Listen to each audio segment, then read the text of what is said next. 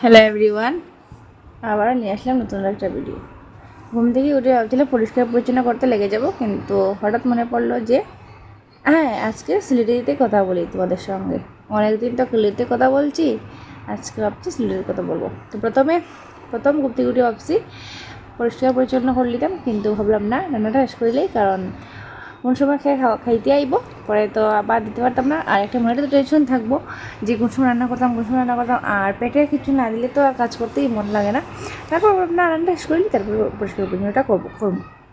তারপর স্নান টান করিয়ে আইসি, আবার পরে ভাবলাম একটু সানস্ক্রিন লাগাইলেই মুখো, কারণ মুখে তো এমনি রোদে তো কালা হয়ে যাই, আমি গিয়া কদিন পরে তো আর দেখাই যেত না, তাই ভাবলাম একটু সানস্ক্রিন লাগাইলি।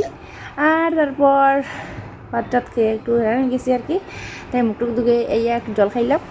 আর তারপর এরপরে ভাবছি একটু ভিডিও শ্যুট করতাম, কিন্তু ভিডিও শ্যুট করতে আমার ঘরের যেটা অবস্থা হয়েছে, ভাবছি আর তো ভিডিও করতাম না। তারপর তো ভিডিও শ্যুট করার পরে তো রান্না তো করতে লাগবো, খাইতে তো লাগবো, খালি তো ভিডিও করলে হইতো না, তাই ভাবলাম ঝটপট রান্না করা যায় ওটা করে নিতাম। তারপর কারোর বেশি প্রথমে করিলে এসেছি, তারপর